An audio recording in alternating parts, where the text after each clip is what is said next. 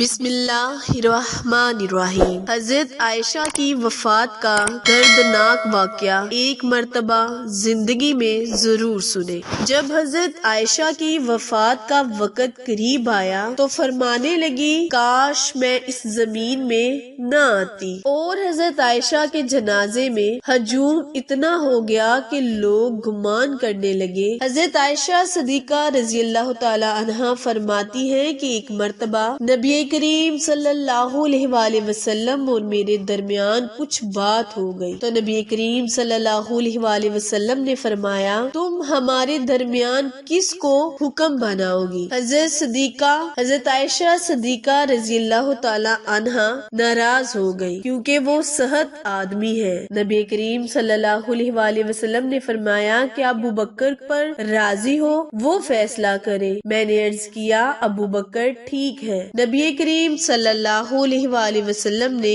حضرت ابو رضی اللہ تعالی عنہ کو بلایا، فرمایا عائشہ ایسی ایسی بات کہتی ہے اور معاملہ کچھ اس طرح ہے۔ حضرت عائشہ فرماتی ہیں کہ میں نے نبی کریم صلی اللہ علیہ وآلہ وسلم سے یہ کہہ دیا کہ آپ اللہ سے ڈرے اور صرف حق بات کہے۔ فرماتی ہیں کہ حضرت ابو بکر رضی اللہ تعالی عنہ نے میرے ناک پر ہاتھ مارا جس سے میری ناک لہو لہان ہو گئی اور فرمایا تیرے ماں باپ نہ رہے تو نبی کریم صلی اللہ علیہ وآلہ وسلم کو کہتی ہے کہ حق بات کہے اور اللہ سے ڈرے۔ آپ صلی اللہ علیہ وآلہ وسلم جو فرما رہے ہیں کیا وہ حق نہیں؟ حضرت عائشہ صدیقہ رضی اللہ تعالی عنہا فرماتی ہیں کہ میری ناک کے نتھے ایسے ہو گئے جیسے مشکیزے کا نچلا حصہ ہوتا ہے۔ نبی کریم رحمت عالم صلی اللہ علیہ وآلہ وسلم نے جب یہ ماجرا دیکھا تو فرمایا اے ابو بکر ہم نے تمہیں اس لیے نہیں بلایا تھا۔ حضرت عائشہ صدیقہ رضی اللہ تعالیٰ عنہ فرماتی ہیں گھر میں کھجور کی ایک سوکھی ٹہنی پڑی ہوئی تھی۔ حضرت ابو بکر صدیق رضی اللہ تعالیٰ عنہ نے وہ اٹھائی اور مجھے ضرب لگانی شروع کر دی۔ میں بھاگ کر نبی کریم صلی اللہ علیہ وآلہ وسلم کی کمر سے لپٹ گئی حتیٰ کہ آپ نے فرمایا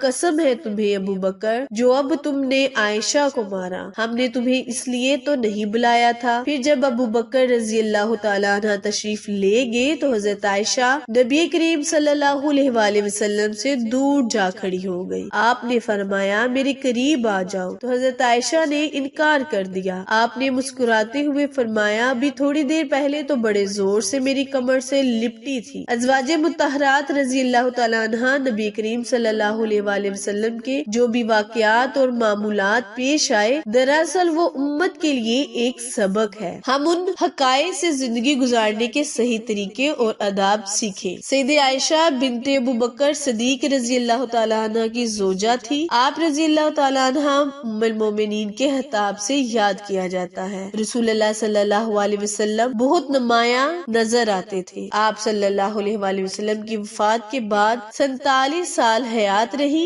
اور یہ تمام وہ عرصہ ہے جس میں ابتدائی مسلم فتوحات ہوئی، مختلف ممالکات اسلامی میں داخل ہوئے۔ حضرت ابو ہریرہ رضی اللہ تعالیٰ عنہ کی روایت کے بعد سب سے زیادہ روایت حدیث کا ذخیرہ ہے۔ آپ سے روایت کی گئی ہے کہ آپ عہد نبوی اور عہد خلیفہ راشدین کے عین شہداء بھی تھی اور مزید برآں آپ رضی اللہ تعالیٰ عنہ کی خلافت امیہ کے ابتدائی 70 سال بھی ملاحظہ فرمائے۔ آپ رضی اللہ تعالیٰ عنہ کی وفات کے بعد 47 سال حضرت عائشہ حیات رہی۔ اب آخر سال حضرت عائشہ صدیقہ رضی اللہ تعالی عنہا حیات مبارکہ کے سال سن 98 ہجری بمطابق 678 میں جب آپ کی عمر 77 ایئر اولڈ قریب تھی کہ ماہ رمضان 58 ہجری جولائی 678 میں علیل ہو گئی اور چند روز تک علیل رہی۔ کوئی حال پوچھتا تو فرماتی اچھی ہوں۔ جب آپ کی وفات کا وقت قریب آیا تو فرمانے لگی کاش میں پیدا ہی نہ ہوئی ہو، کاش میں ایک درخت ہوتی کہ اللہ کی پاکی میں رتبے السال رہتی اور پوری طرح اپنی ذمہ داری سے سبقت دوش ہو جاتا، کاش میں مٹی کا ایک ٹیلا ہوتی، کاش اللہ تعالیٰ مجھے پیدا نہ فرماتا، کاش میں زمین کی بوٹیوں میں سے کوئی بوٹی ہوتی اور قابل ذکر شے نہ ہوتی۔ عیسیٰ بن دینار